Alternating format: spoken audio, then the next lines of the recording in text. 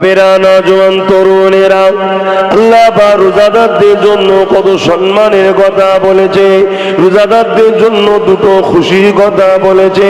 লিসাওমিলি ফারহাতানি, ফারহাতুন ইনদাল ইফতারি ওয়া ফারহাতুন লিকা রাব্বিহি। রোজাদারদের জন্য দুটো খুশি। এমন করে একটা খুশি হলো রোজাদাররা যখন ইফতারকে নিয়ে বসবে, ওই ইফতার সামনে রয়েছে, জবানে রয়েছে সুবহানাল্লাহ, জবানে রয়েছে আলহামদুলিল্লাহ, জবানে রয়েছে দরুদ শরীফ, জবানে রয়েছে তওবা ইস্তিগফার। এ যুবকেরা, তুমিরা, বাপেরা, অথচ ইফতার সামনে রয়েছে। ইচ্ছা করলে বান্দা খেতে পারত, কেউ রুকান না, কিন্তু বান্দা আল্লাহর খুশির জন্য খায়নি। আল্লাহ পাক বলে ফেরেশতারে, দেখ দেখ দেখ আমার বান্দা আমাকে কত ভালোবাসে, দেখ এত পিপাসা লেগেছে, সামনে শরবত রয়েছে, পানিও রয়েছে, আর খিদার জ্বালায় পেট জ্বলছে, বান্দার ফলও রয়েছে, খাবারও রয়েছে, বান্দা খেতে বাধ্য, কিন্তু আমি আল্লাহ আমাকে খুশি করার জন্য খাইনি। এ ফেরেশতা, বান্দা এই সময় যেটা চাইবে আমি আল্লাহ কবুল করে নেব। আরো জোরে বলুন সুবহান।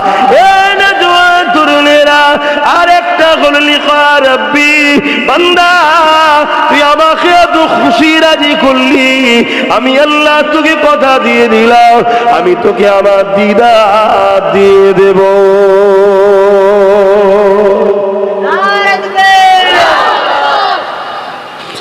আল্লাহ পাক বললেন, রোজা আমার খাস ইবাদত। রোজাদারদের জন্য আমি আল্লাহ আমার কাছে বিশেষ বিশেষ উপহার রয়েছে। তার মধ্যে একটা উপহার হলো ময়দানে মাশরে যেদিন সবাই নফসি নফসি করবে, সেই কঠিন দিনেতে মাথার এক বেদে এক হাত উপরে আল্লাহ সূর্য নামিয়ে দেবে।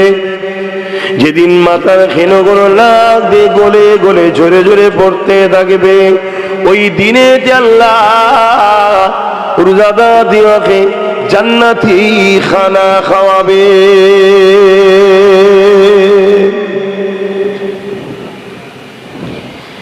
এ নওজওয়ানেরা, ময়দানে মাশরে সবাই হিসাবের জন্য পরিশ্রম থাকবে। আর ঠিক এমনই সময় ফেরেশতারা দেখতে লাগবে, আল্লাহ পাকের কাছে ফরমাতে লাগবেন, ও রব্বি আল্লাহ পাক, এরা আপনার কোন বান্দা বান্দে এই কঠিন দিনে যাদেরকে আপনি নিশ্চিন্তা দেওয়ার সাজিবের পাশে বাও পারে জান্নাতি খানা খাওয়াতে লেগেছে। আমার আল্লাহ পাক বলতে লাগবে, এরা হলো আমার সেই শ্রেণীর বান্দা যারা দুনিয়া জমিনে খাবার থাকার পরও, অর্থ থাকার পরও, সামর্থ্য থাকার পরও কেউ যদি খেত, কেউ কিছু বলারও থাকতো না, কারো ক্ষমতা নাই কে রুখতে পারত, কিন্তু আমি আল্লাহ আমার খুশির জন্য একমাস রোজা রেখেছে। ফজরের আজানের আগে জবানকে মুখকে বন্ধ করেছে, আর মাগরিবের আজানের অপেক্ষা পর্যন্ত ছিল, এবং নিজেকে সমস্ত বুরাই থেকে দূরে রেখে ইবাদত বান্দেগীর মধ্যে কাটিয়েছে। আমার তাসবিহতে, আমার জিকিরে, আমার হাবিবের দরুদে কাটিয়েছে। আমার ফেরেশতারে, আমি আল্লাহ আজকে সেই রোজাদার গুলোকে জান্নাতি খানা খাওয়াচ্ছি। আরো জোরে বলুন সুবহান।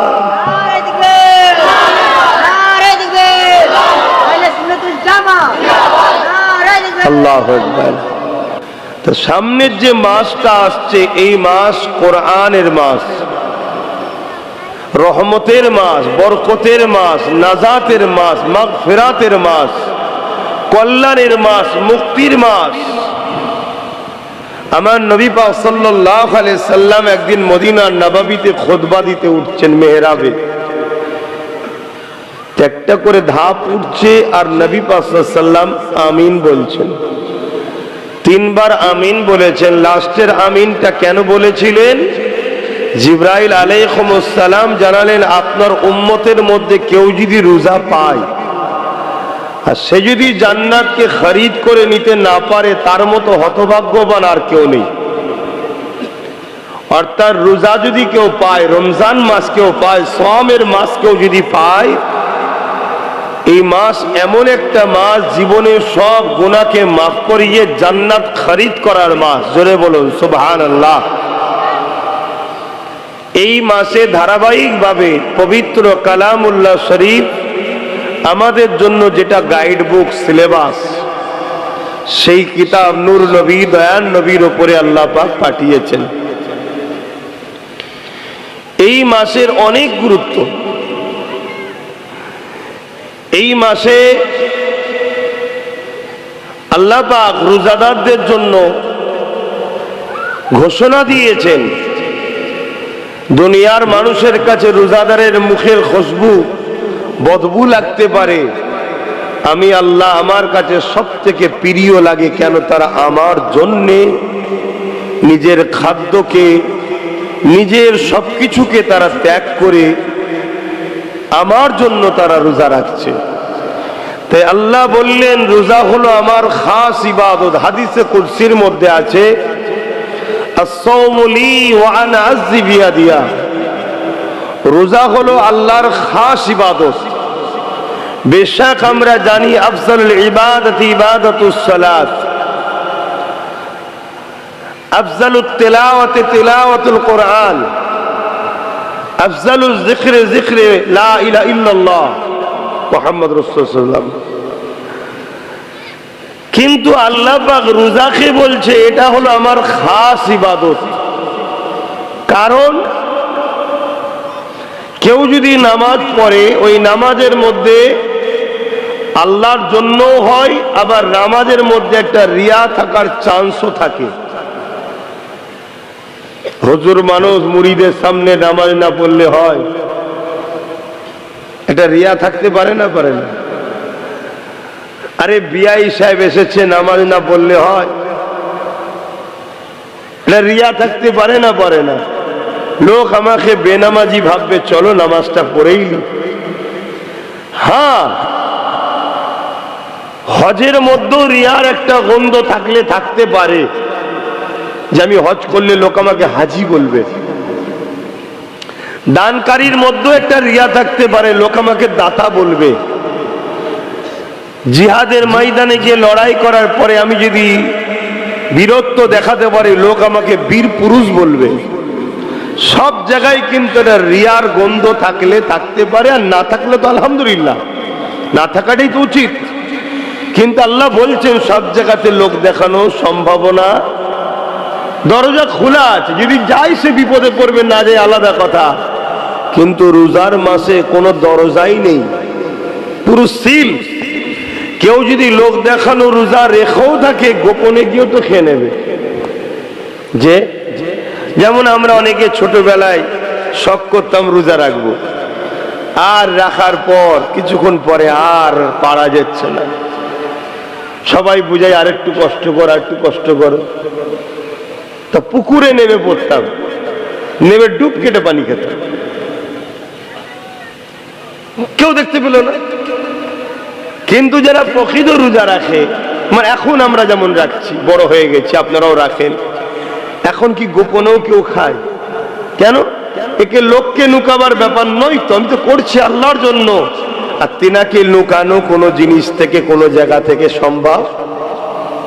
সাতটা বউ জমিনের নিচে থাকলেও তিনার কাছে জাহির, যেখানেই থাকেন তিনার কাছে লুকানোর কোনো চান্স নাই। তাই আল্লাহ বলছে রোজা আমার খাস ইবাদত, আর রোজাদারকে আমি আল্লাহ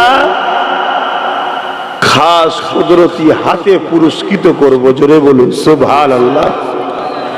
জান্নাতে একটা দরজা থাকবে, বাবুস সাম, রোজাদারদের জন্য স্পেশাল একটা দরজা থাকবে, ওই দরজা দিয়ে রোজাদাররা যাবে। জোরে বলুন সুবহানাল্লাহ। আল্লাহ পাক বললেন রোজা আমার খাস ইবাদত, রোজাদারদের জন্য আমি আল্লাহ আমার কাছে বিশেষ বিশেষ উপহার রয়েছে। তার মধ্যে একটা উপহার হলো ময়দানে মাশরে যেদিন সবাই নফসি নফসি করবে, সেই কঠিন দিনেতে মাথার এক বেগ দেখতে এক হাত উপরে আল্লাহ সূর্য নামিয়ে দেবে। যেদিন মাথার ক্ষীণগুলো নাক দিয়ে গলে গলে ঝরে ঝরে পড়তে থাকবে, ওই দিনে আল্লাহ রোজাদারকে জান্নাতি খানা খাওয়াবে।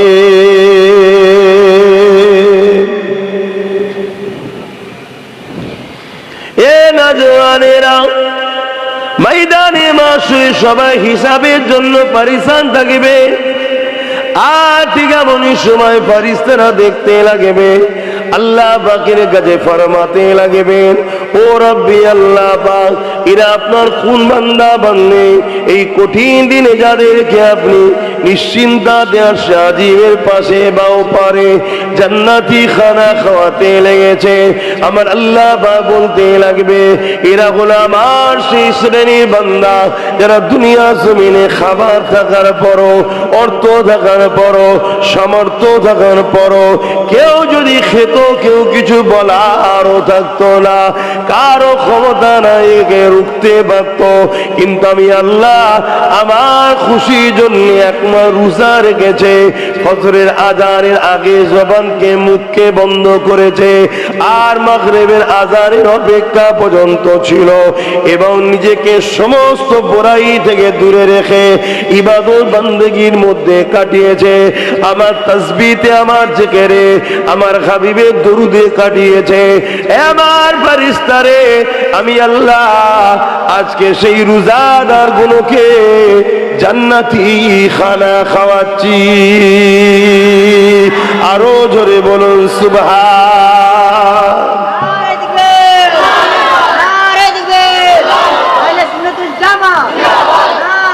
আল্লাহু আকবার। এটা তো গেল আমাদের জন্য আল্লাহর পক্ষ থেকে একটা বিরাট বড় নিয়ামতের সুসংবাদ। বিজ্ঞানও বলছে রোজা আমাদের জন্য এত উপকারের জিনিস। ক্যান্সারের যে কোষ, ক্যান্সারের যে জামগুলো শরীরের মধ্যে আসে, ওইগুলোকে রোজাই পারে মেরে দিতে। জোরে বলুন সুবহানাল্লাহ।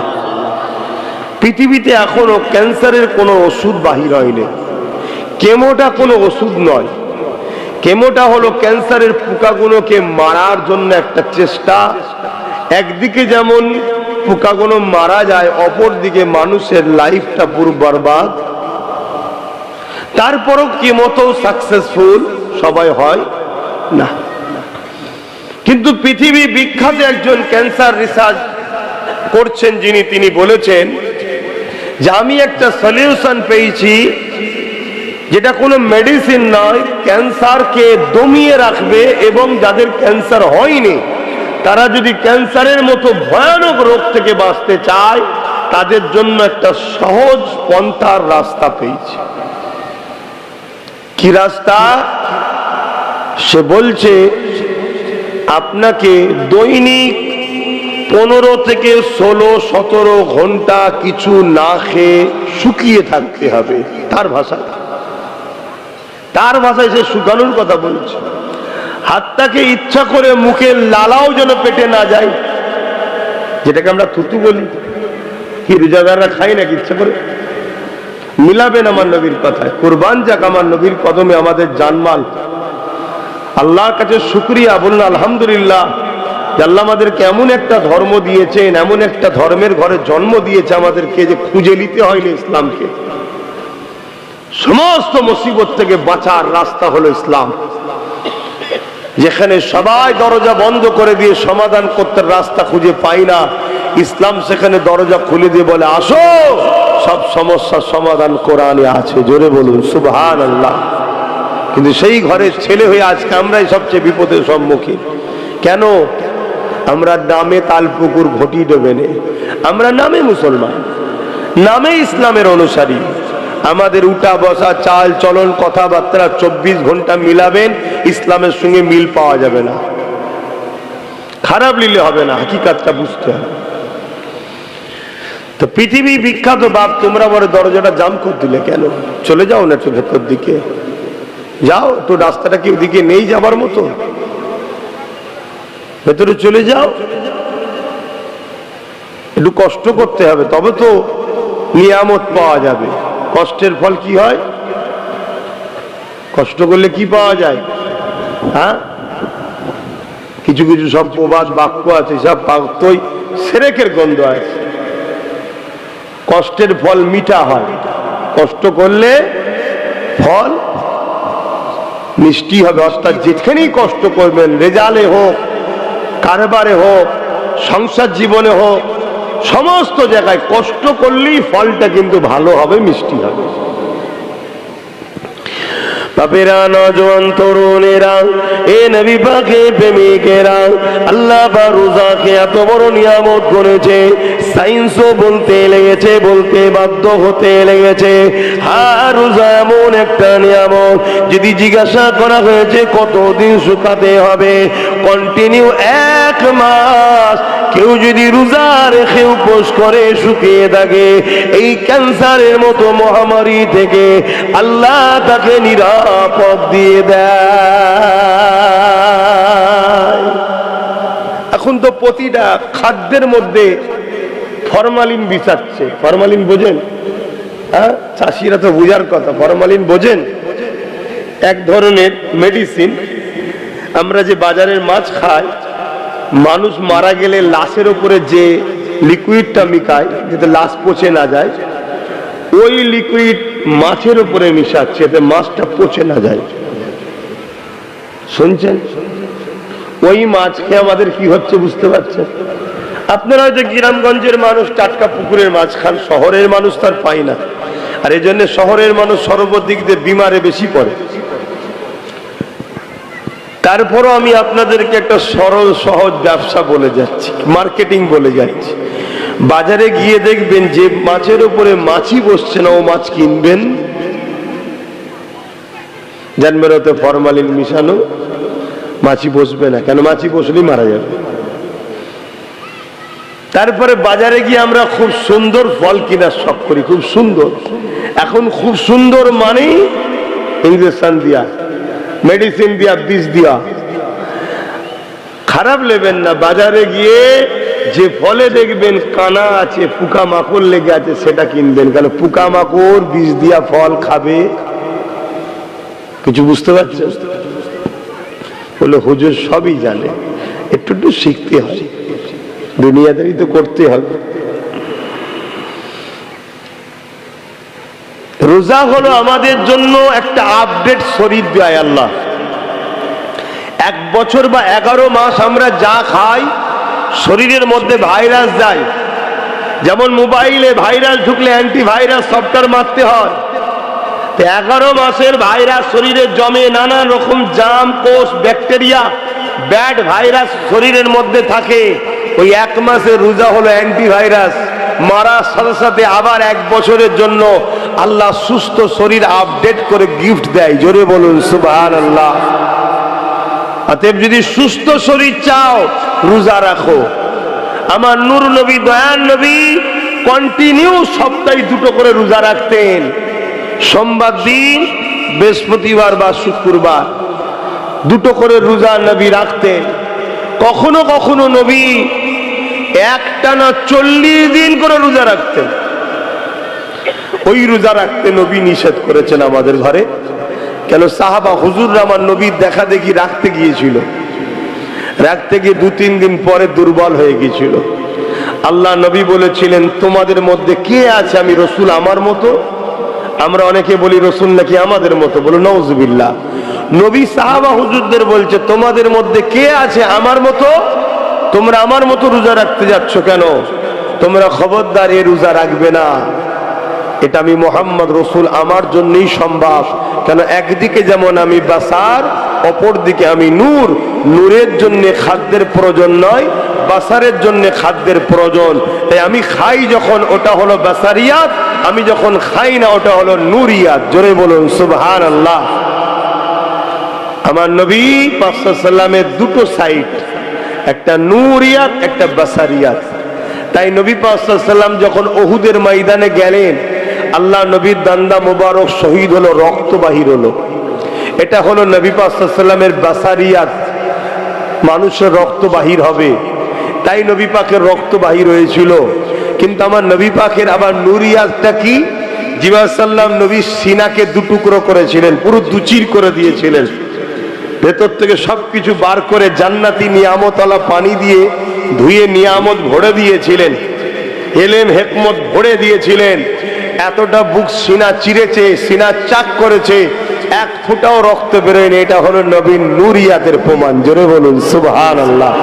নবী হলেন আল্লাহু আকবার, আল্লাহু আকবার, ইয়া রাসূলুল্লাহ। নবী হলেন নূর ওয়ালা বাসার, নূর ওয়ালা মানুষ। কেন? নবীকে বাসারের জগতেও থাকতে হবে, নূরের জগতেও যেতে হবে। নূরের জগৎ থেকে নিয়ে বাসারের জগৎকে দিতে হবে।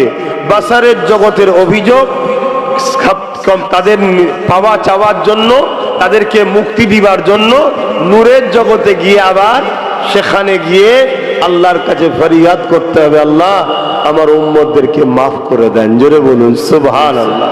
তো যা বিষয়ে আজকে যাচ্ছি না, আমি যে বিষয়টা আলোচনা করছিলাম, রোজা আমার নবী সপ্তাহে দুটো দুটো করে রাখতেন। আমি এই যুব সমাজকে বলবো, আগামী দিন যে ভয়ানক দিন আসছে, যে খরা দেখা দেবে, এখন থেকে রোজা রাখার হ্যাবিট করো, অভ্যাস করো। তাহলে দেখবে তোমার অত খাবার টেনশনও থাকবে না, অত কষ্ট পাবে না। অভ্যাস শুরু করো। এক তো এক মাস রোজা ফরজ, এটা তো রাখতেই হবে, এটা কোনোভাবে তো গুঞ্জাইশ নাই, এটা রাখতেই হবে। এছাড়াও চেষ্টা করো সপ্তাহে কমসে কম একটা হলেও রোজা রাখো। শুক্রবার যদি পারো শুক্রবার, আর নচে সোমবার আমার নবীর আগমনের দিন, ওই যে মিলাদুন নবী করছেন, আগমনের দিন সোমবার দিন নবী রোজা রাখতেন। সাহাবা হুজুররা জিজ্ঞেস করেছিল, হুজুর আপনি সোমবার দিন রোজা রাখেন কেন? আল্লাহ নবী বলেছিলেন এই দিনটা হলো আমার মৌলুদের দিন, তাই আমি নবী শুকরানা রোজা রাখি। জোরে বলুন সুবহানাল্লাহ। আপনারাও রাখবেন, আল্লাহ তৌফিক দিক আমাকে আপনাদের সবাইকে, বলুন আমিন। রোজা হলো আমাদের জন্য পুরো শরীরের সবকিছুকে। আজকে আমার ভারতবর্ষে একটা মহামারী এমন ভাবে ছড়িয়ে যাচ্ছে, ক্যান্সারের থেকেও মারাত্মক, সেটা হলো ফ্যাটি লিভার। নিশ্চয়ই আপনারা শুনছেন, ফ্যাটি লিভার, লিভারের চতুর্দিকে চর্বি জমে যাওয়া। এই ফ্যাটি লিভার কেন? আমরা যে তেলটা খাচ্ছি 100-র মধ্যে 99% বলতে পারি ওটা তেলই নয়, ওটা তেলই নয়, যেটা জায়গায় তেল হিসাবে আমরা খাচ্ছি। কিন্তু কিছু করার নেই, এমন একটা হ্যাবিট হয়ে গেছি, জানার পরও মনে হচ্ছে এটা না হলে চলবে না। ওই তেলের কারণে আমাদের এই লিভারে চর্বি জমছে, যেটা পরবর্তীতে ক্যান্সার হচ্ছে, বা অনেকে ফ্যাটি লিভারের জন্য মারাও যাচ্ছে। রোজা হলো ফ্যাটি লিভারের জন্য সব থেকে উত্তম সলিউশন, নিরাপদ লিভারকে ফ্যাটি লিভার থেকে মুক্ত করার। জোরে বলুন সুবহানাল্লাহ। আল্লাহ পাক তিনি আমাদেরকে বানিয়েছেন, তিনি আমাদের জন্য প্রতিটা কল্যাণময় কাজকে দিয়েছেন। ইসলামের মতো উত্তম রাস্তা দ্বিতীয় কিছু হতে পারে না।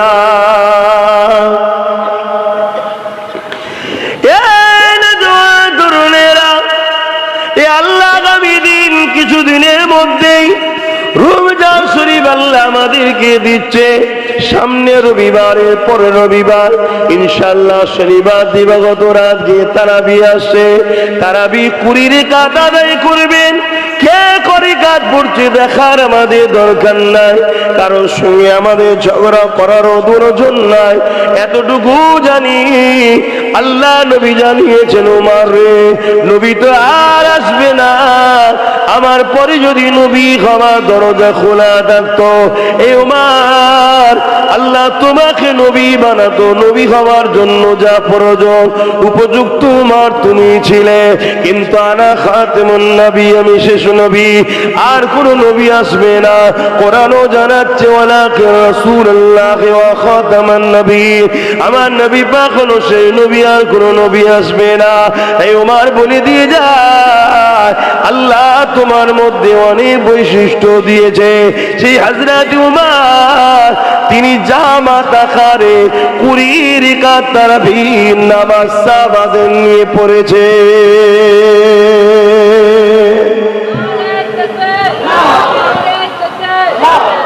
সাহাবা হুজুররা আমাদের জন্য দলিল না দলিল নয়? আল্লাহ নবী বললেন ৭৩টা দল হবে, ৭২ দল জাহান্নামী, একটা দল জান্নাতি। কোন দল? যে দলে নবী ও নবীর সাহাবারা আছে। জোরে বলুন সুবহানাল্লাহ। সেই দলের নাম কোরআনের ভাষায় হিজবুল্লাহ, আর হাদিসের ভাষায় আহলে সুন্নাত ওয়াল জামাআত। আপনার দরবার আলাদা হতে পারে, আপনার শিক্ষা প্রতিষ্ঠান আলাদা হতে পারে, যদি আপনার প্রতিষ্ঠানে নবী ও সাহাবাদের অনুসরণ করা হয়, জানবেন আপনি আহলে সুন্নাত ওয়াল জামাআতের মানুষ। আর আহলে বায়াতরা সাহাবাদের মধ্যেই পড়ছে, তেনারাও সাহাবা ছিলেন। কথা মাথায় ঢুকছে না? ঢোকে না? হযরতে মাওলা আলী, হযরতে খাতুনে জান্নাত, হযরতে ইমামে হাসান হোসেন, এক কথায় নবী জিনাদেরকে সাথে নিয়ে বলেছেন পাক পাঞ্জাতন। এই চারজন ইনারাও সাহাবা সাহাবিয়া ছিলেন। জোরে বলুন সুবহানাল্লাহ। তাই নবী বললেন, যে দলে আমি ও আমার সাহাবারা আছে, অর্থাৎ যারা আমি ও আমার সাহাবাদের ফলো করে, তারা হলো জান্নাতি দল। জোরে বলুন সুবহানাল্লাহ। আজকে আমাদেরকে কেউ সহিহ হাদিসের নামে 8 রেকাত দেখাচ্ছে, কেউ 12 রেকাত দেখাচ্ছে। তুমি আম মানুষ, সহিহ হাদিসের কি বোঝো ভাই? বলো কি বোঝো? হ্যাঁ, এখানে একটা লোক বলতে পারবে কোন মুরব্বী বাপ যে তার আব্বা কখনো শুনেছিল, বা আজ থেকে 60 বছর আগের কোন মুরব্বী যার বয়স 80 বছর হবে, তখন তিনার বয়স 20 বছর ছিল, কখনো শুনেছে যে তারাবির নামাজ 20 রেকাত নয় 8 রেকাত বা 12 রেকাত? কোনোদিন শুনেছিলেন কেউ? কথা বলেন, বাপেরা শুনেছিলেন? এই রিসেন্ট আমরা শুনছি। এগুলো নতুন নতুন উম্মতে মুহাম্মাদির মধ্যে একটা ফিতনা তৈরি করা, যাতে করে আমরা এই নিয়েই পেরেশানে থাকি, আর দুনিয়া চাঁদে চলে যাচ্ছে, কত কি করে ফেলছে, আর আমরা মসজিদের মধ্যে ঘুষোঘুষি করে যাচ্ছি। এটা হলো পরিকল্পনা একটা। তো যাক, আল্লাহ আমাদেরকে 20 রেকাত তারাবির নামাজ পড়ার তৌফিক দান করে। বলুন আল্লাহুম্মা আমিন। বাপেরা, নওজোয়ান তরুণেরা, আল্লাহ বা রোজাদারদের জন্য কত সম্মানের কথা বলেছে, রোজাদারদের জন্য দুটো খুশির কথা বলেছে। লিসসাওমিলি ফারহাতানি, ফারহাতুন ইনদাল ইফতারি ওয়া ফারাতুন লিকা রাব্বিহি। রোজাদারদের জন্য দুটো খুশি। এমন করে একটা খুশি হলো, রোজাদাররা যখন ইফতারকে নিয়ে বসবে, ওই ইফতার সামনে রয়েছে, জবানে রয়েছে সুবহানাল্লাহ, জবানে রয়েছে আলহামদুলিল্লাহ, জবানে রয়েছে দরুদ শরীফ, জবানে রয়েছে তওবা ইস্তিগফার। এ যুবকেরা, তুমিরা, বাপেরা, অথচ ইফতার সামনে রয়েছে, ইচ্ছা করলে বান্দা খেতে পারত, কেউ রুকান না, কিন্তু বান্দা আল্লাহর খুশির জন্য খায়নি। আল্লাহ পাক বলে ফেরেশতারে, দেখ দেখ দেখ আমার বান্দা আমাকে কত ভালোবাসে, দেখ এত পিপাসা লেগেছে, সামনে শরবত রয়েছে, পানিও রয়েছে, আর খিদার জ্বালায় পেট জ্বলছে, বান্দার ফলও রয়েছে, খাবারও রয়েছে, বান্দা খেতে বাধ্য, কিন্তু আমি আল্লাহ আমাকে খুশি করার জন্য খাইনি। এ ফেরেশতা, বান্দা এই সময় যেটা চাইবে আমি আল্লাহ কবুল করে নেব। আরো জোরে বলুন সুবহানাল্লাহ।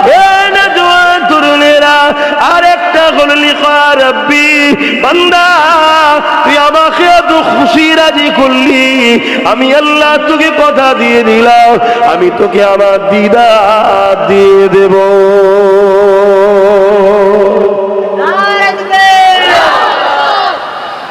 আল্লাহ যদি দিদারের আশা বাসনা থাকে তো রোজা রাখতে লাগে, তাই তো নাকি গো? এই যুবকরা, অনেকে বলে রাখলে শরীর নষ্ট হবে। তোর বুকা, না রাখলে শরীর নষ্ট হয়, রাখলে শরীর আরো সুন্দর হয়। বিশ্বাস না হয় কমসে কম পরপর 10টা রাখো, তারপর যদি দেখো তোমার শরীরের দুর্বল ভাব কেটেছে, তোমার শরীরে যে অলসতা ভাব ছিল কেটে গেছে, তোমার শরীর আরো এনার্জি ফুর্তি পাচ্ছ, বাকি 20টা রাখবে। 10টা তো শুরু করো। কি তুমি তো নামলেই না, গর্ত কতটা গভীর কতটা বুঝলে কি করে? দুনিয়ার লোকের কথা শুনলে হবে? তাকে নামো, তারপরে বুঝবে পুকুরের গভীর কতটা। রাখবে। খবরদার যুবকরা, কাজা করবে না। আশা করছি আমার যারা গরিব মানুষ তারা রোজা রাখে। এখন সব শহরতলি বা শহর টহরে রোজারা সব আস্তে আস্তে বন্ধ হয়ে যাচ্ছে, সব ভিআইপি মানুষ হয়ে যাচ্ছে, তো টাকা পয়সা অনেক আছে, 1 মাস রোজা রাখলে এত পয়সা বেঁচে যাবে, তো একটু খেয়ে পয়সা শেষ করছে। গরিব মানুষ তাই রাখবেন। আল্লাহ আমাদেরকে রাখার তৌফিক দান করে, বলুন আল্লাহুম্মা আমিন। আল্লাহ পাকের একটা আলেম বান্দা একটা দিকে ঘুমিয়ে পড়েছে, ওই ঘুমিয়ে খবে দেখতে লেগেছে তার প্রতিবেশী একজন ইহুদি ধর্মের লোক ছিল, সে কিনা আল্লাহ জান্নাতে ঘুরতে লেগেছে। এই যুবকের এই খবরটা দেখে ওই আলেম বান্দাটা অবাক হয়ে গেল। খবের মধ্যে ইহুদি লোকটাকে জিজ্ঞাসা করতে লেগেছে, এ আল্লাহ পাকের বান্দারে, তুমি তো ইসলাম কবুল করনি, তাহলে কেন তুমি জান্নাতের মধ্যে যেতে লেগেছো? তোমাকে আমি জান্নাতের মধ্যে দেখতে পাচ্ছি, ব্যাপারটা কি?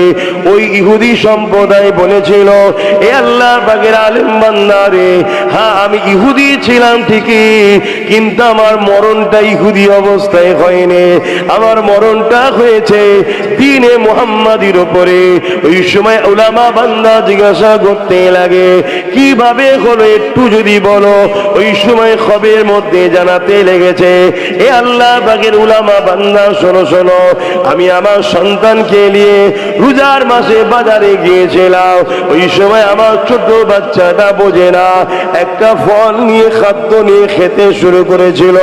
আমি আমার বাচ্চাকে এটা দেখার পরে বকেছিলাম, তাকে বলেছিলাম, বাবা ইসলামের অনুসারীরা রোজা রাখছে এই মাসে, তুমি কেন এই মাসে খেতেছো? যদি খাও তারা কষ্ট পাবে, রোজাকে অপমান করা খাবে, এই মাসে তারা দিনের বেলা খায়নি। বাবা তোমার যদি খেতে মন যায় কিনে নিয়ে ঘরের মধ্যে যে খাও, রোজাদারকে কষ্ট দিও না বাবা। এ যুবকেরা, তরুণেরা, বাপেরা, আজকে মুসলমান ঘরের ছেলে হয়ে প্রকাশ্য আমরা রোজার মাসে পান খেয়ে ঘুরে বেড়ায়, গুটকা খেয়ে ঘুরে বেড়ায়, নানান রকম খাদ্য খেয়ে ঘুরে বেড়ায়। মুসলমানের পেটের এত জ্বালা ধরেছে, রোজার মাসে দোকান খুলে দিনের বেলা চা বিস্কুট বিক্রি, হোটেল খুলে বসে আছে। বড় লজ্জা, ধিক্কার জানায়। আল্লাহ তো তাই আমাদেরকে বিমারে সব পয়সা খরচ করিয়ে দিচ্ছে। এখনো সময় আছে পরিবর্তন হয়ে যান।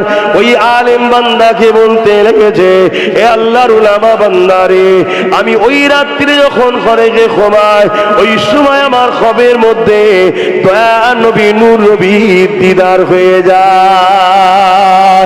আল্লাহ নবী বলতে লাগলে, এ আমার আল্লাহর বান্দারে, তুমি রোজাকে সম্মান জানিয়েছো, রোজা আল্লাহর খাস ইবাদত, এই আল্লাহ বড় খুশি হয়েছে, তাই তুমি কলেমা পড়ে নাও। আমি রাসূলুল্লাহ বলি, তুমি কলেমা পড়ে নাও, পড়ো লা ইলাহা ইল্লাল্লাহু মুহাম্মাদুর রাসূলুল্লাহ। এই আল্লাহর উলামা বান্দারে, আমার কলেমা নসিব হয়েছে, দয়ার নবী আমাকে কলেমা পড়িয়েছে, এবং রোজাকে সম্মান দিবার জন্য আল্লাহ যেমন ইমানের মতো সম্মান জিনিস আমাকে মিলিয়েছে, এবং জীবনের গুনাহ মাফ করে আল্লাহ আমাকে জান্নাতের বাগানে ঘুরতে দিয়েছে। আরো জোরে বলুন সুবহান। এটা অমুসলিম সে যদি আমার রোজাকে সম্মান করার জন্য কামিয়াবি হয়, তাহলে আমরা রমজান মাসকে সম্মান জানালে আল্লাহ আমাদের কামিয়াবি করবে না? এ আশা করা যেতে পারে না। তবে খুব সাবধান, আমাদেরকে বেঈমান বানাবার জন্য তথাকথিত একদল নেতারা এই রমজান মাসে ইফতার পার্টি দেয়। খবরদার ইফতার পার্টিতে যাবেন না। ইফতার পার্টিতে গেলে রোজাকে অপমান করা হবে, রোজাকে ক্রিটিসাইজ করা হবে, রোজাকে নিয়ে ব্যঙ্গ করা হবে। ইফতারটা বেরোজাদার কেউ দেওয়া যায় না। শরিয়াতের মসলা হলো ইফতার যেটা হয়, যেটা ইফতারটাকে বেরোজাদার কেউ দেওয়া যায় না। তুমি অন্য ফল দাও, অন্য খাবার দাও, ইফতার যেটা ইফতারের জন্য বাজেট করা হয়েছে, বরাদ্দ করা হয়েছে, ওটা বেরোজাদার মুসলমানকেও দেওয়া যায় না। আর সে জায়গায় নাটক বাজরা এসে নাটক করছে, হই হই করছে, আর তুমি সেখানে বসে খাচ্ছ, ঈমান চলে যাবার সম্ভাবনা আছে। সাবধান করছি, সাবধান হয় না। মৌলী সাহেব গেছে, হুজুর গেছে, আরে মৌলী সাহেব হুজুর দলিল নয়, শরিয়াতের দলিল দুটো, কিতাবুল্লাহ আর হাবিবুল্লাহ। দলিল কটা? কিতাবুল্লাহ, হাবিবুল্লাহ। আর এই দুটো থেকে আমাদের জন্য সহজ করেছে ইজমা ও কিয়াস। আদিল্লাতুল ইসলামে আরবাতুন, শরিয়াতের দলিল চারটে, কিন্তু মূল জিস্ট হচ্ছে যেমন দুধ থেকে দই হয়, কথা বুঝে আসছে, দুধ থেকে ছানা হয়, অতএব দুধ না দিয়ে ছানা তৈরি করে ইমামরা আমাদের কাছে সুবিধা করে দিয়ে গেছে, খেয়ে এলে এবারে, কথা বুঝে আসছে। তা এটা ইমামরা করেছে, কোরআন হাদিস থেকেই তৈরি করে দিয়ে গেছে। তা মূল হলো কিতাবুল্লাহ আর হাবিবুল্লাহ, এই সব সাবধান হন। আল্লাহ নবী বললেন আলেম দুই ধরনের, খৈরুল উলামা সররুল উলামা, একটা হলো ভালো আলেম, একটা হলো মন্দ আলেম। কোরআন দুজনই শিখেছে, একজন কোরআন শিখার পরও জাহান্নামী, আর একজন কোরআন শিখে জান্নাতি। জোরে বলুন সুবহানাল্লাহ। নামাজ দুজনই পড়েছে, একজন নামাজ পড়েও জাহান্নামী, একজন নামাজ পড়ে জান্নাতি। হজ দুজনই করেছে, একজন হজ করেও জাহান্নামী, একজন হজ করে জান্নাতি। এমন করে রোজা দুজনই রেখেছে, একজন রোজা রেখেও জাহান্নামে যাবে, একজন রোজা রেখে জান্নাতি। তুমি জান্নাতিটা হও, জান্নাতিটা হও। এর জন্য বলবো খবরদার এসবগুলো করবেন না, এটা হলো ইসলামের দুশ্মনদের চক্রান্ত। সবাই আমাদেরকে কাফের বেঈমান বানাতে চায়। শুনছেন না শোনেন না? শয়তানকে চেনেন? ইবলিস শয়তান জানেন না? ইবলিস শয়তানের নাম শুনেন না? আজাজিল নাম ছিল ভালো, এখন শয়তান হয়েছে, নাম শুনেছেন তো? ও ইবলিস শয়তানের একটাই চেষ্টা, আদম সন্তানগুলোকে কাফের বানাবো। কেন? আদমের জন্য আমাকে জান্নাত থেকে বেরিয়ে যেতে হয়েছে, অতএব আদমের ছেলেপুলেগুলোকে জাহান্নামী বানাবো। যে কোনো দিক দিয়ে চেষ্টা করছে। এখানে মনে পড়েছে আর একটা কথা বলে দিই, কারো ব্যথা লাগলে আমার কিছু করার নেই। আজকে কিভাবে শয়তানের চেলারা আমাদের ওরা বেঈমান বানাতে চাইছে দেখুন। আজকে আমাদের একটা সমাজের স্লোগান শেখানো হচ্ছে, কি স্লোগান? ধর্ম যার যার। এই কথাটা কেউ যদি দিল থেকে মেনে নেয়, সঙ্গে সঙ্গে মুশরিক হয়ে যাবে। শুধু কাফের হবে না, মুশরিক হবে, শিরককারী হবে। শুনছেন? তাহলে কিভাবে আমাদেরকে শেষ করতে চাইছে? আর যে মুশরিক হয়ে যাবে আল্লাহ সাহায্য পাবে। কথা বলে, আল্লাহ সাহায্য যখন আমরা পাবো না, আমাদেরকে যখন মিটাতে আসবে, আমরা আর বাঁচতে পারবো? তাহলে প্ল্যানটা কোথায় চলছে? আল্লাহ আমাদেরকে এবং আমাকে হেদায়েত দান করে, বলুন আল্লাহুম্মা আমিন। বাপেরা, নওজোয়ান তরুণেরা, রোজা রাখতে হবে, কিন্তু সিদ্দিক আকবরের মতো রাখুন, আব্দুল্লাহ ইবনে উবাইয়ের মতো রাখলে হবে না। রোজা রাখতে হবে ফারুক আজমের মতো রাখুন, জুলখাইসারা তামিমির মতো রাখলে হবে না। রোজা রাখতে হবে ইমামে হোসেন পাকের মতো রাখুন, হতবাগা এজিদের মতো রাখলে হবে না। রোজা রাখতে হবে মুজাদ্দিদ আল বিসারির মতো রাখুন, হতবাগা আকবরের মতো রাখলে হবে না। জানেন তো আকবরকে? চেনেন তো নাকি? মুনাফিক ছিল, মুনাফিক। কোরআনের বিরুদ্ধে দ্বীনে ইলাহি বার করতে গিয়েছিল। আর এজিদকে তো সবাই চেনে, কি চেনেন না? চেনেন না? হ্যাঁ, সেও রোজা রেখেছে। ওই রকম রাখলে হবে না, ইমাম পাকের মতো রাখতে হবে।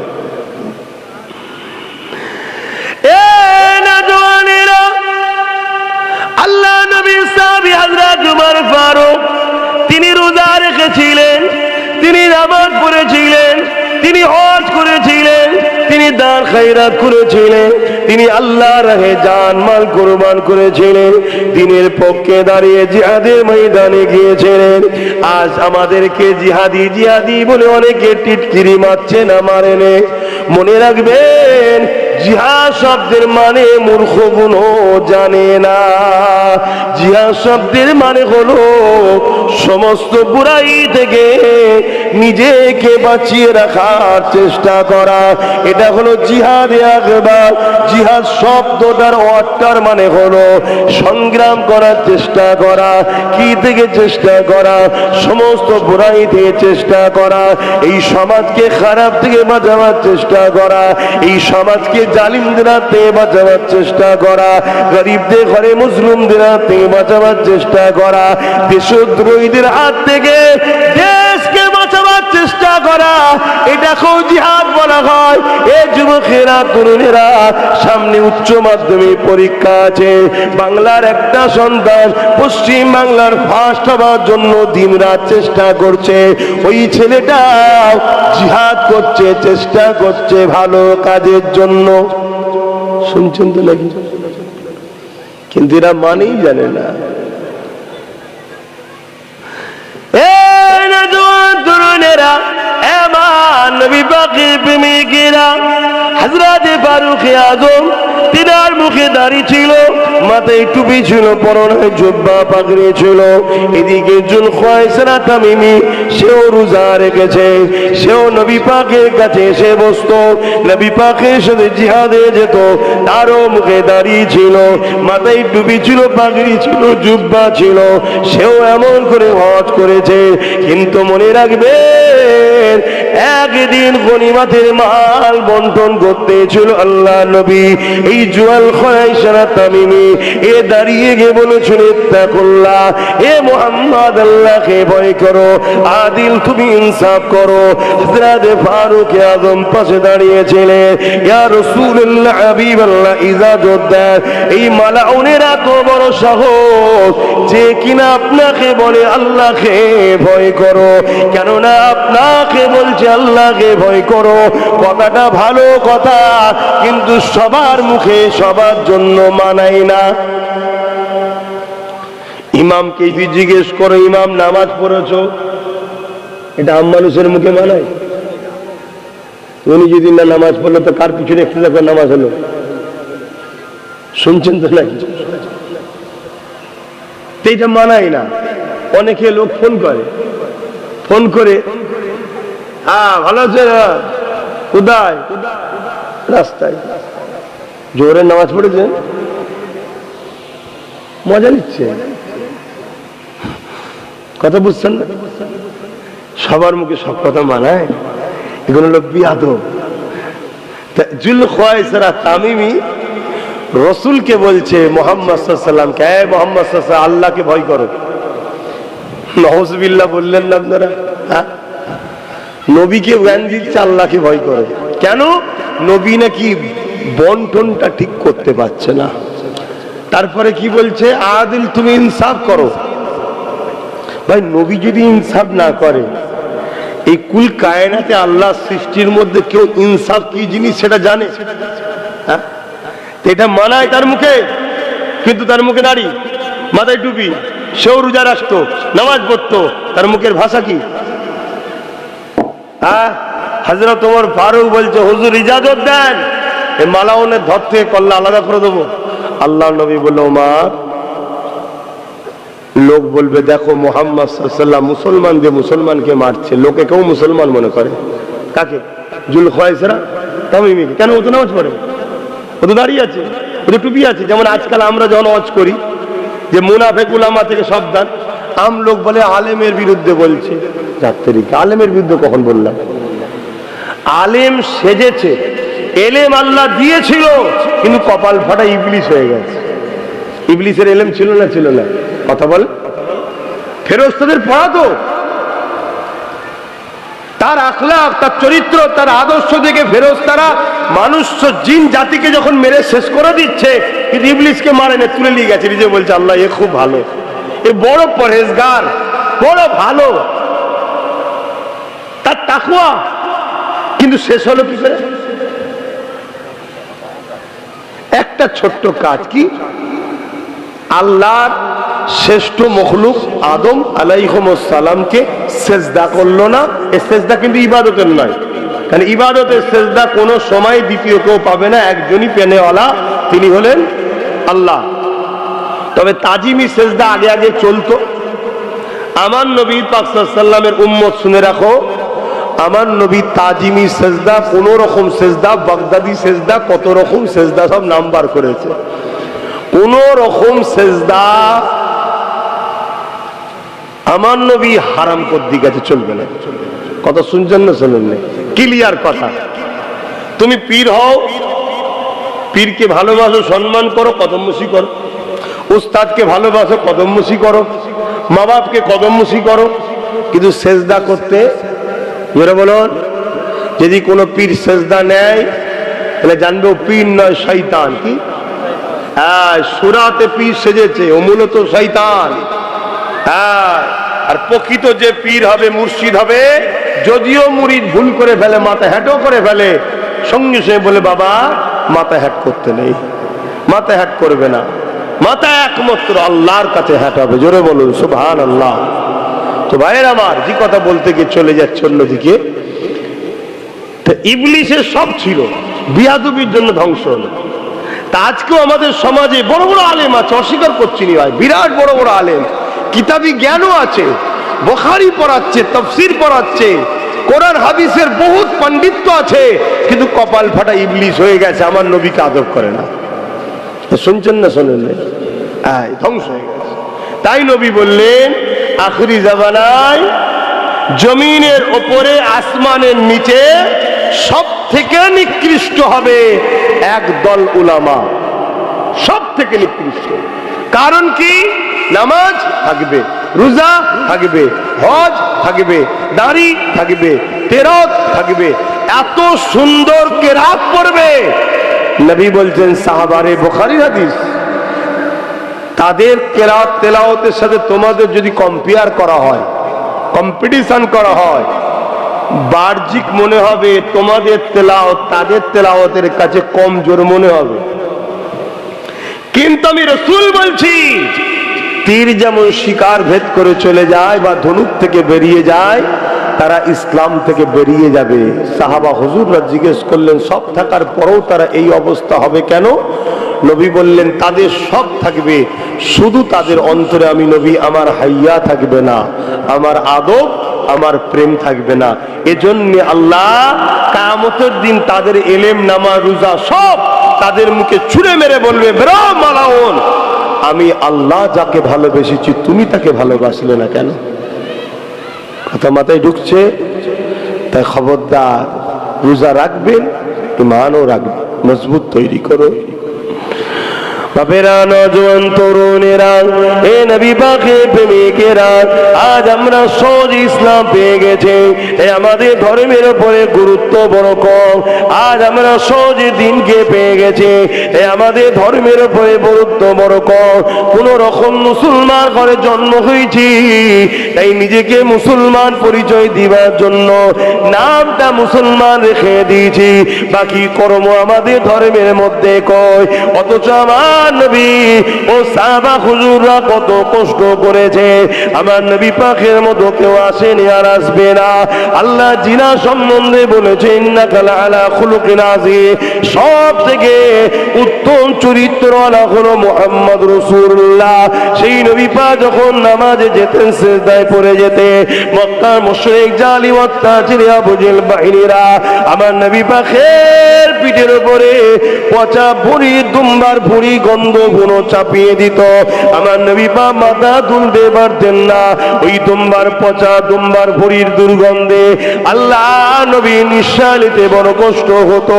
এই অবস্থায় নবী পাক আমার সুবহান রাব্বিল আলা তাসবিহ পড়তে থাকতে, খাতুনে জান্নাত ফাতেমা তাজহারা রাদিয়াল্লাহু তাআলা আনহা যখন দেখতে পেতে ছুটে এসে আব্বা জানের পিঠ থেকে ওই পচা দুম্বার ভুঁড়িগুলোকে নামিয়ে দিত। আল্লাহ নবী তারপরে মাথা না তুলতে, এ যুবকেরা, আল্লাহ নবীকে এত কষ্ট দেওয়া হয়েছে, নবী পাক রাস্তা দিয়ে যাচ্ছে, ছাদের ওপর থেকে নবী পাকের মাথার উপরে, গায়ের উপরে নোংরা আবর্জনাকে ফেলে দেওয়া হয়েছে। আল্লাহ নবী যে রাস্তা দিয়ে যাবে, ওই রাস্তায় কাটা বিছিয়ে দিয়ে নবী পাককে কষ্ট দেওয়া হয়েছে, নবী পাকের জন্য কুয়া খোঁড়া হয়েছে। আল্লাহ নবীকে সোশ্যাল বয়কট করেছে, যেমন নবী পাক পাহাড়ে চলে গেছে, গাছের পাতা ফলমূলকে জীবন ধারণের শিলা বানিয়েছে। আল্লাহ নবী দিনের প্রচার বন্ধ করেনি গো। এ যুবকেরা, তরুণীরা, বাপেরা, আল্লাহ আজকে আমাদেরকে এত খাদ্য দিয়েছে, এত আরাম আয়েশ দিয়েছে, আমরা আল্লাহ ভুলে গেলাম, নবী ভুলে গেলাম। এটা আমাদের জন্য বড় ধ্বংসের কারণ হবে। এই আল্লাহর কাছে দোয়া চাইবে, ও আমার রব মালিক আল্লাহ, আমার আপনার কাছে প্রয়োজন আছে, চাইব, কিন্তু আপনি আমাকে ওইটা দেবেন না যেটা পেয়ে আমি আপনাকে ভুলে যাব। এমন আরাম আয়েশ কাছে আমাকে দেবেন না, যেটা পাওয়ার পর আমি আপনার থেকে দূরে সরে যাব। আল্লাহ আপনার কাছে পানা চাইছি, ওই রকম সম্পদ, ওই রকম জিন্দেগি, ওই রকম খাদ্য, ওই রকম আরামের আশা আল্লাহ আপনার কাছে আমি চাই না। হ্যাঁ, আমার প্রয়োজন চেয়েছি, কিন্তু এই প্রয়োজন মিটলে যদি আমি ধ্বংস হয়ে যাই, আল্লাহ আপনি আমার প্রয়োজনকে মিটাবেন না, কারণ আমি আপনার কাছে যেতে চাই, আমি আপনাকে জান্নাতে দেখতে চাই।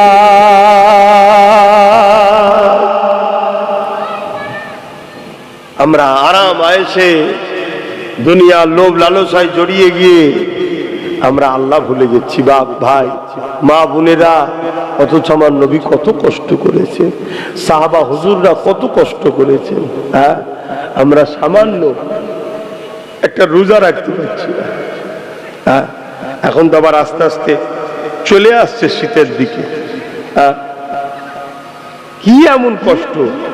হ্যাঁ, অথচ সাহাবা হুজুররা যখন ইসলাম কবুল করেছে, মক্কার তৎকালীন শাসক যারা ছিল, যুগে যুগেই, ভাই আমার কথা আপনি কিভাবে নেবেন আমি জানি না, আমি আমার জায়গায় কিন্তু একদম কংক্রিট ভাবে দাঁড়িয়ে আছি। আপনি নিতে পারলেও কিছু করার নেন, না নিতে পারলেও আমার কিচ্ছু করার নেই, আমি আমার জায়গায় মজবুত। যুগে যুগে আমার নবী ইসলামের ও নবীর বিরুদ্ধে, বা আগেকার নবী সাল্লাম তারাও তো দিনের প্রচার করেছে, সবার বিরুদ্ধে যুগে যুগে দুই শক্তি সব থেকে বেশি পিছনে লেগেছিল। এক হলো অত্যাচারী বদমাইশ লুটেরা শাসক, দ্বিতীয় হলো ধর্মের নামে ধর্ম গুরু সেজে ভণ্ডরা। ইতিহাস চোখে আঙুল দিয়ে দেখিয়ে দিচ্ছে, দেখ। কিন্তু আমার কম যদি না বোঝেন আমার কিছু করার নেই। আজও যেমন পুরো দেশ জুড়ে দেখুন আমার ইসলামের বিরুদ্ধে লোক লেগেছে। গত পরশু দিন দেখছিলাম, দেখে বুকটা ভেঙে গেল। দুটো মাদ্রাসার ছাত্র, সম্ভবত মাদ্রাসায় পড়ে, কেন মাদ্রাসার বেডিং নিয়ে যাচ্ছে দেখেছি, কথা বুঝে আসছে। আর গরিবের ছেলেরাই তো মাদ্রাসায় যায়, বড় লোকের ছেলে তো বড় লোক ভাবছে আমার ছেলেকে অন্য জায়গায় পাঠাবো। হ্যাঁ, দরকার আছে পাঠানো, অসুবিধা আমি নিষেধ করছি না, কিন্তু মনে রাখবেন ইসলামের জ্ঞান দেন। ইসলামের জ্ঞান যদি না থাকে, আপনার ছেলে ভিআইপি হয়ে আপনাকে ওই বৃদ্ধাশ্রমে দিয়ে আসবে, তখন চিল্লাবেন যান না যেন, ও কি হলো, কি হলো, কি হলো। তুমি ইসলাম থেকে ভুল দূরে সরে গেলে ইসলামও তোমার থেকে দূরে সরে যাবে। তো দুটো ছেলে, যুবক ছেলে, হাফেজ হবে কি মওলানা হবে আল্লাহ জানে, রাস্তা দিয়ে যাচ্ছে, একটা গাড়ি এসে ইচ্ছা করে ছাত্র দুটোকে চাপাতে দিল, ইচ্ছা করে পুরো মেরে উড়িয়ে দিল, সঙ্গে সঙ্গে ডেট। রাস্তা পুরো বড় রাস্তা ফাঁকা পড়ে আছে, ইচ্ছা করে মেরে দিল। কেন? মুখে দাড়ি, মাথায় টুপি, পরনাই ইসলামিক লেবাস, বা মুসলমানের দেখলে যেমন বুঝে যায় পায়জামা পাঞ্জাবি, মেরে দিল। কি দিন আসছে বলো? এই যে ইসলামের বিরুদ্ধে আজকে আমার দেশ বা রাজ্যে বা যেখানেই বলো, পুরো পৃথিবী জুড়ে যেদিকেই তাকাবে, আজকে দেখো ইসলামের বিরুদ্ধে কারা করছে। দেখো, আজান হচ্ছে নাকি? আচ্ছা, অন্য বাচ্চাটা, এই বাচ্চাটা, এই দেখো ওইটুকু ছেলে, দেখো একভাবে আমার দিকে তাকাবার সময়ই নেই, মোবাইলের দিকে একভাবে দেখিয়ে দু হাতে ধরে। তাহলে বলো, এই বাচ্চাগুলোকে ধ্বংস কারা করছে? ওর বাপ মা। ওই বাচ্চার জন্য সব থেকে যদি দোষী হয় ওর বাপ মা। ওই বাচ্চা যদি বড় হলে ক্ষতিগ্রস্ত হয়, এর জন্য দোষের বাপ মা। আর ওই বাচ্চা যদি বড় হলে বাপ মাকে পেটে, এর জন্য আমাদের দুঃখ করার কিছু আছে? আর কথা বলছে না তো, কথাটা কি খারাপ বলে ফেললাম? তাহলে সারা দিচ্ছেন না কেন? ওই বাচ্চা যদি বড় হয়ে ইসলাম বিদ্বেষী কর্মকাণ্ড করে, এর জন্য পুরো মুসলিম সমাজের বদনাম হবে না? হবে না? তাহলে ভাবুন, এই পরিবেশটা খারাপ করে দিচ্ছে। ওইখানে একটা ছেলে বসে আছে, দেখো এই হলুদ জামার পিছনে বসেছে, কালো গেঞ্জি পরে, বুলুজা গেঞ্জি লাল। হ্যাঁ, তোমাকে বলছি, বলো তোমরা কি ধরেছে গুলো?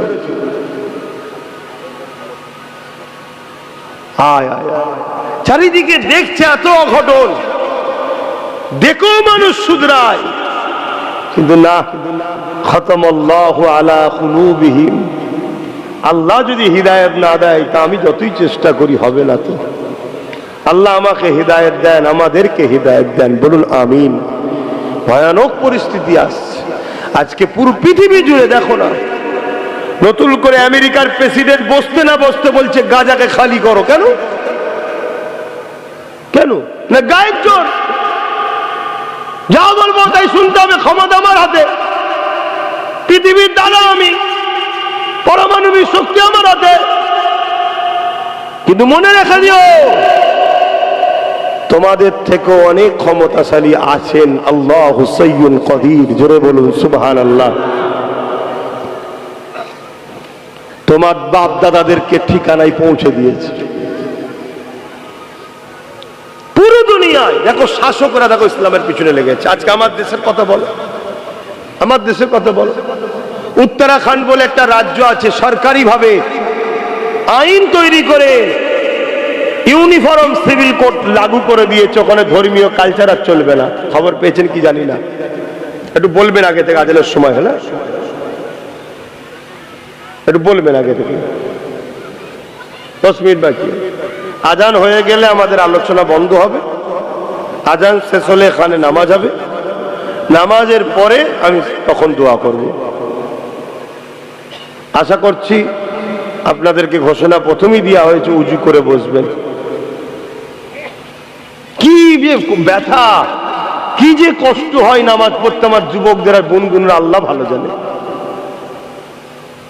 আল্লাহ ভালো জানে যে তোমাদের কেন নামাজ পড়তে কষ্ট হয়, আমার জানা নেই। অথচ এই নামাজ আমাদের শরীরের জন্য কত উপকার, কত ফায়দা।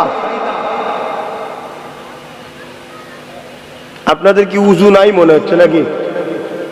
এই যে মুরব্বীগুলো উঠছে, উজু নাই? আচ্ছা আচ্ছা, ঠিক আছে, উজু করে নেন তাহলে।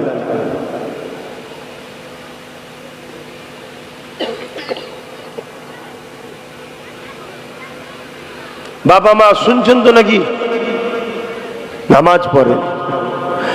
হযরতে মুসা আলাইহিস সালাম আল্লাহ পাককে জিজ্ঞাসা করলেন, ও রব্বি আল্লাহ, আমি আপনাকে দেখেছি, আর কি কেউ আপনাকে দেখবে? আল্লাহ পাক বললেন, মুসা সাল্লাম বললেন, আল্লাহ আমি আপনার সঙ্গে কথা বলছি, আর কি কেউ আপনার সঙ্গে কথা বলবে? আল্লাহ পাক বলেছিলেন, ও মুসা, আমার একদল স্পেশাল রাখা আছে, যারা কিনা আমি আল্লাহ আমার সঙ্গে কথা বলবে।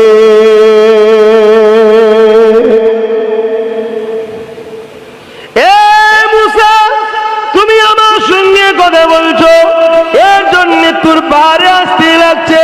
তারা যখন আমার সঙ্গে কথা বলবে, কোন জায়গায় তাদেরকে যেতে লাগবে না, জায়গাটা পবিত্র হলেই হবে। মুসা রে, তুমি আমার সঙ্গে কথা বলছো, এর জন্য বেশিক্ষণ কথা বলতে পারো না, সময় টাইম খুবই কম রয়েছে। তারা যতক্ষণ খুশি আমার সঙ্গে কথা বলতে পারবে। ও হযরতে নবী মুসা, তারা আমার সঙ্গে যখন কথা বলবে, এ মুসা রে, তুমি আমার সঙ্গে কথা বলছো, তোমার আমার বিচকানে 70,000 নূরের পর্দা রয়েছে। পর্দার ওই দিকে তুমি রয়েছো, পর্দার ভেতরের দিকে আমি রয়েছি। এ মুসা রে, আমার প্রিয় বান্দা বান্দীগুলোর সঙ্গে আমি আল্লাহ যখন কথা হবে, তারা যখন আমার সঙ্গে কথা বলবে, 70,000 নূরের পর্দাকে সব উঠিয়ে নিয়ে একেবারে সামনে সামনে আমার সঙ্গে কথা হবে।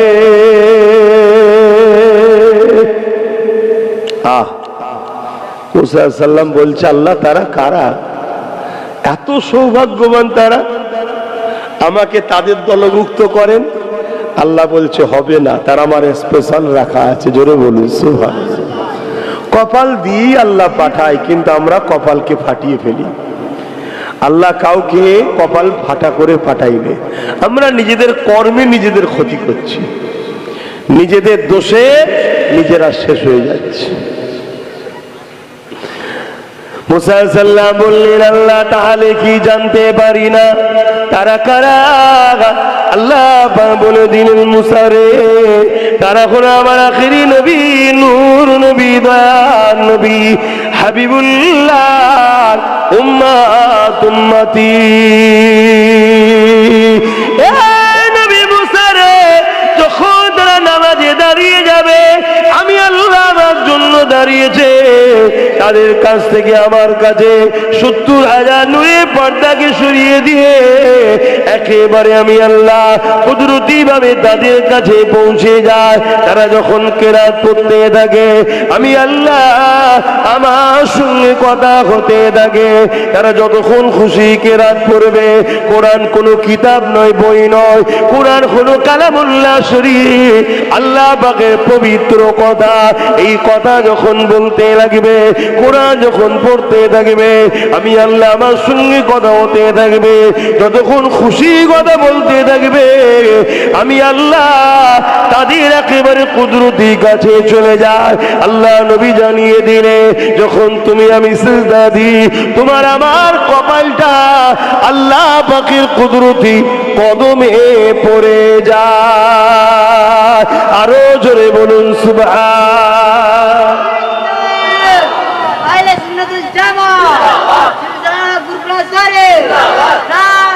আল্লাহু আকবার।